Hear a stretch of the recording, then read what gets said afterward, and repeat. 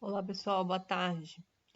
Então, gente, hoje nós teríamos nosso encontro, né? Dia 5 de maio, às 19h20, e eu resolvi gravar essa pequena aula, né? Não é nem uma aula, é mais uma troca mesmo de informação. Por quê? Pelo cronograma, a aula que nós teríamos que estarmos debatendo, né? Conversando, construindo conhecimento, seria a aula 13.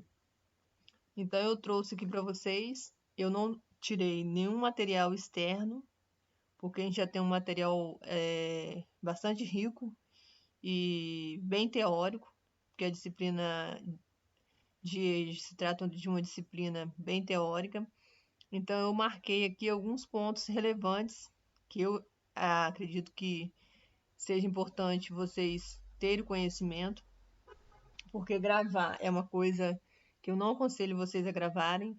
Toda construção de conhecimento, ela exige aprendizado.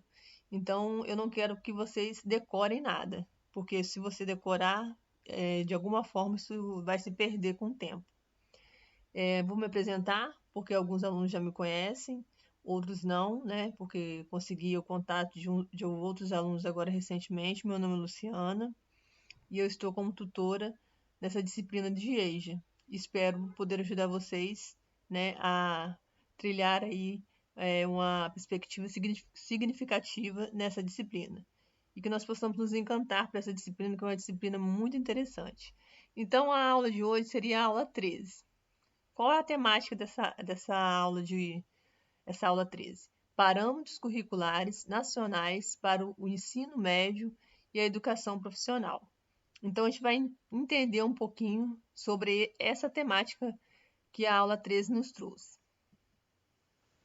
E para poder a gente entender um pouquinho dos parâmetros curriculares nacionais, né, que estão compostos no ensino médio, é preciso a gente retornar à Lei de Diretrizes e Bases, que é a Lei 9.394/96. É uma lei muito importante, vocês não tem como passar pelo curso de pedagogia sem não saber, né, e ter conhecimento dessa lei. E eu trouxe aqui para vocês, ó, para compreender os parâmetros curriculares nacionais do ensino médio, é preciso retornar à Lei 9.394/96 e recordar que esse nível escolar faz parte da educação básica, estando, portanto, sequencial e conceitualmente ligado ao nível anterior, diz a lei.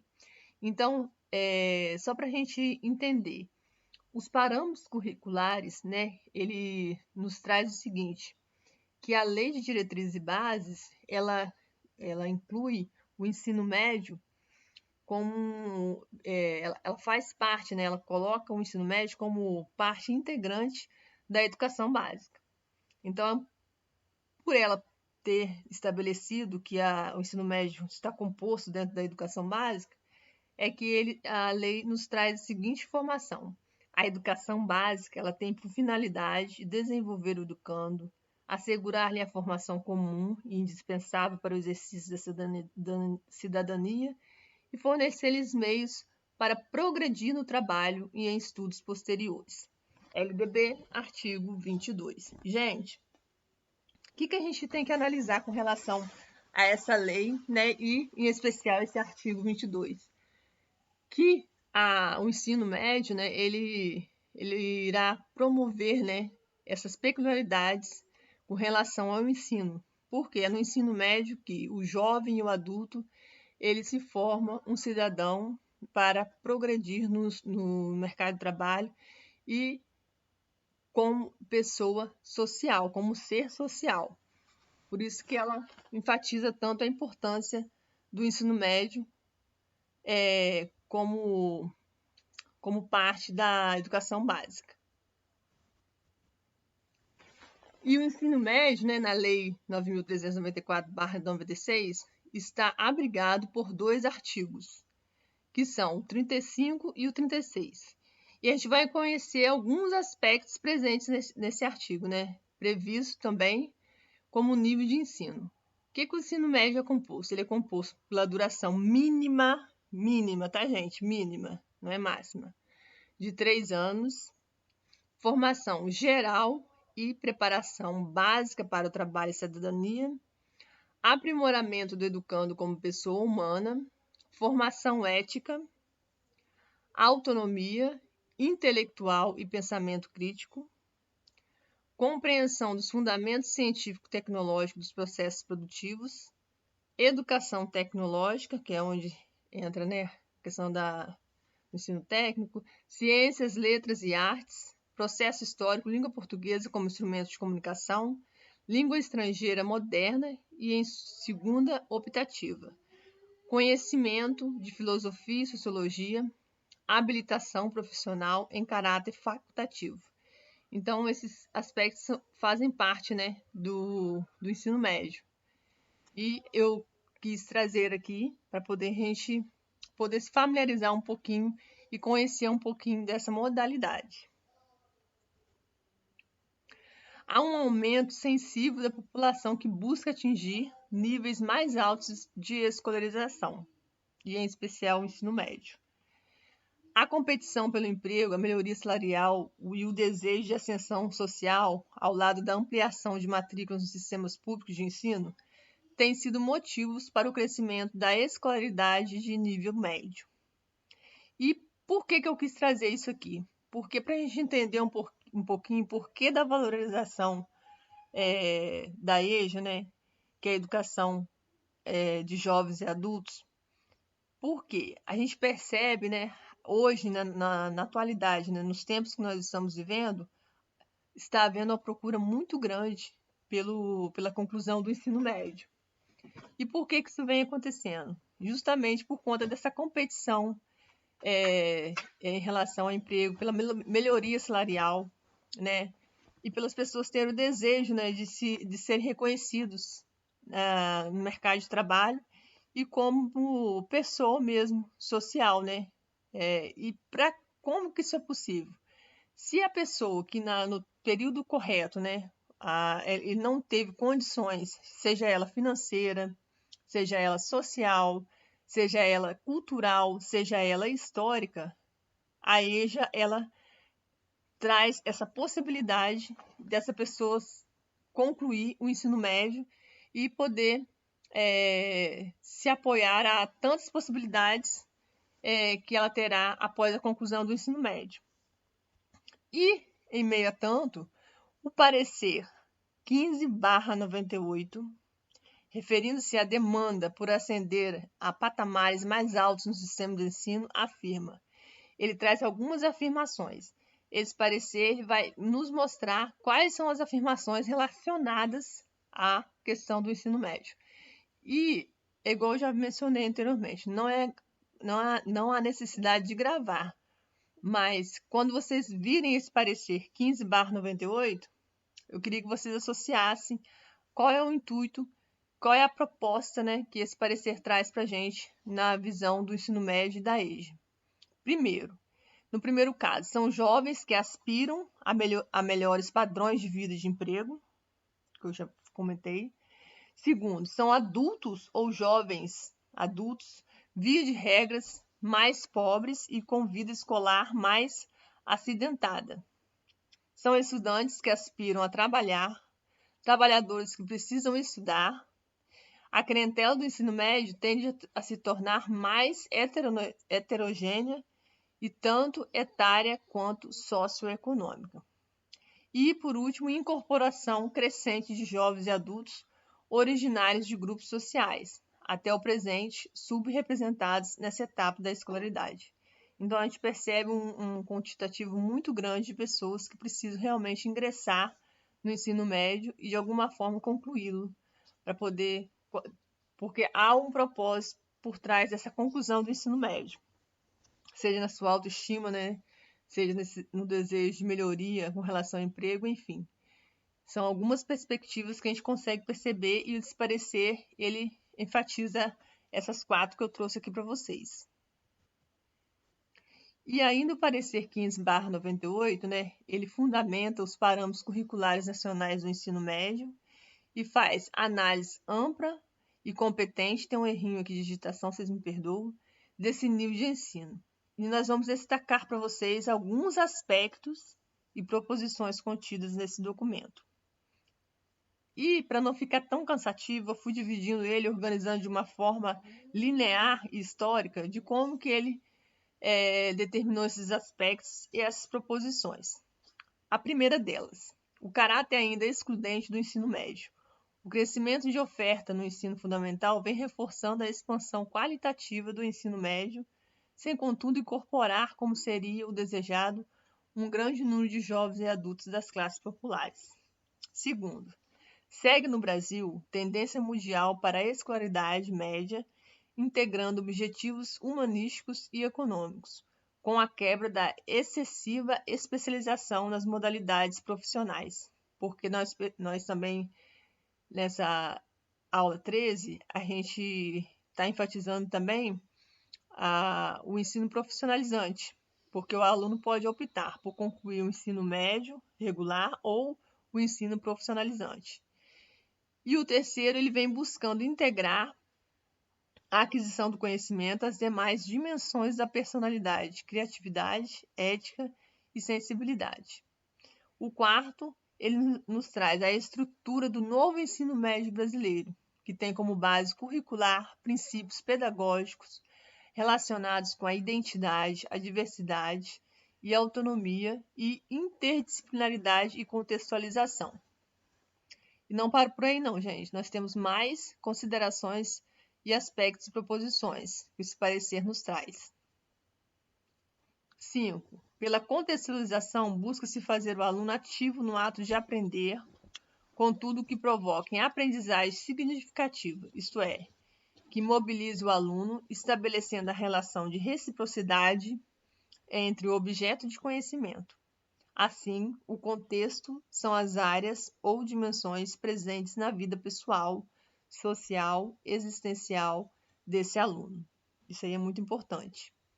A interdisciplinaridade e a contextualização formam o núcleo estruturador do currículo, permitindo ao aluno compreender significados, preparar-se para o trabalho e exercício da cidadania, desenvolver pensamento crítico e autonomia intelectual, interrelacionando fatos, conceitos e princípios ao mundo real. E o sétimo, prevê que todos os componentes curriculares promovam a formação geral e a preparação básica para o trabalho, ambas intrinsecamente ligadas à base comum do currículo. Então, a gente vai percebendo que essa construção linear, né, que vem se construindo em cada aspecto, estão, de certa forma, interligados, desde a construção de conhecimento, desde a formação para o trabalho, desde o contexto desse aluno. Então, o currículo também vai levar em consideração todos esses pontos, mas terá que trabalhar, né, as competências e habilidades de forma a contextualizar e fazer com que esse aluno realmente tenha uma aprendizagem significativa para a sua vida, né? E o sétimo, prevê que, já li isso aqui, desculpa. O oitavo, a base nacional comum do currículo, integrada à parte diversificada, compreende 75% do tempo mínimo de 2.400 horas, estabelecidos para o ensino médio, como determina a lei, artigo 26 da LDB e artigo 11 da resolução 3/98.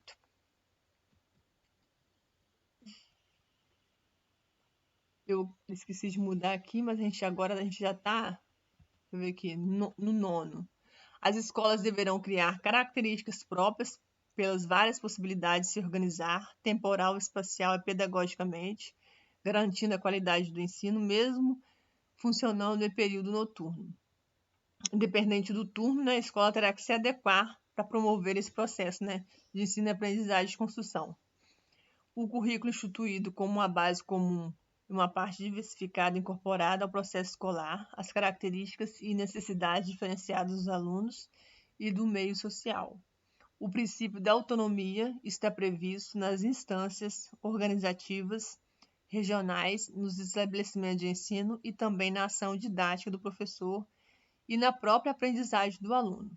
E, por último, a interdisciplinaridade é proposta como possibilidade de estabelecer relações e múltiplas interações entre disciplinas e conteúdos do currículo, né? Que é a utilização de várias disciplinas trabalhando de uma forma dual, né? Havendo a construção de várias disciplinas sendo trabalhadas ao mesmo tempo, não apenas de uma estando interligada a demais outras disciplinas, desde que haja uma relevância de cada uma delas nessa construção. Normalmente isso é muito trabalhado por meio de projetos. E ainda a resolução 3/98, que institui as diretrizes curriculares nacionais para o ensino médio, baseando-se no parecer 15/98, que é o que nós acabamos de mencionar, determina em seu artigo 3º 3 pontos importantes: princípios estéticos, políticos e éticos do ensino médio e as áreas do conhecimento. A gente já debateu uma semana anterior, que eu não me recordo qual, sobre alguns princípios também. E aqui, novamente, eles nos são apresentados, né, mas com embasamento pelo parecer 15/98, no artigo 3. Ele nos traz 3 importantes princípios, né, que é a estética da sensibilidade, a política de igualdade e ética da identidade. E o que é a estética da sensibilidade ela nos traz? O que ela pretende, né, na verdade? Substituir a repetição e padronização dos conteúdos pela estimulação da criatividade, o espírito inventivo, a curiosidade pelo inusitado e a afetividade. Então, é o que a gente pretende fazer, né? O que a gente quer realmente? O que o professor quer? O que o ensino, a educação quer? Ela quer estabelecer, né? Ela quer romper com a questão da repetição, né? Promover, né, a criatividade, a curiosidade dos alunos, para que a busca pelo conhecimento se torne algo realmente significativo. E a política de igualdade? Trata-se do reconhecimento dos direitos da pessoa humana, dos direitos e deveres da cidadania e do combate a todas as formas de discriminação no acesso e permanência no processo escolar. Essa política de igualdade, ela vem mesmo para poder romper, né, com qualquer tipo de discriminação e preconceito.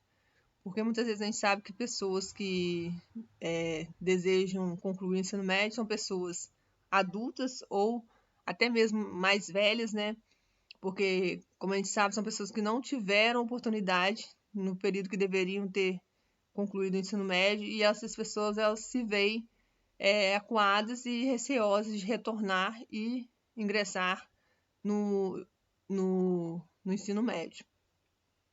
E a política de igualdade, ela busca, né, ela passa pelo acesso aos bens culturais e sociais, o respeito ao bem comum, ao bem-estar físico e mental. E por último, a ética da identidade. Como o próprio nome já sugere, né, ele é construída pela convivência e compartilhamento na vida social. Ela fortalece-se no parecer que educar é um processo de construção de identidade.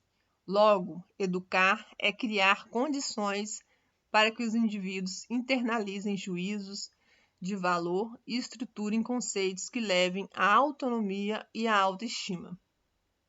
Muitas vezes, a gente, trazendo para a nossa prática mesmo, tem pessoas que buscam, né, concluir o ensino médio, nem o motivo principal não é nem para ela conseguir um emprego no mercado de trabalho, mas sim pela autoestima, né?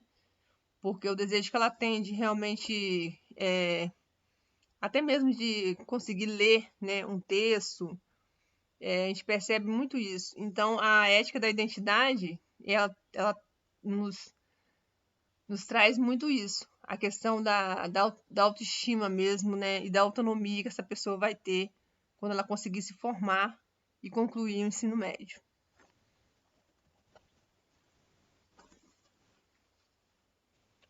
Assim, tomaram-se na organização da Base Nacional Comum do Currículo do Ensino Médio, como princípios axiológicos, o parecer 15/98. E a gente trouxe aqui também o significado, né, de axiológico e de axiologia. É uma palavra um pouco estranha, que não é muito utilizada, assim, né? Dá até a impressão de ser achismo, né? Mas axiológico não tem nada a ver com achismo. Axiológico é relativo à axiologia, que é fundamentado em valores intrínsecos, né? A questão de valores mesmo, está mais associada a valores. Valores intrínsecos e fundamentais. E a axiologia é o ramo do conhecimento, que tem por objeto o estudo da noção de valor em geral. E ele traz alguns pontos, né? Relativos aos princípios axiológicos. É o fortalecimento dos laços de solidariedade e de tolerância recíproca, a formação de valores, o aprimoramento como pessoa humana e a formação ética. E, por último, o exercício da cidadania.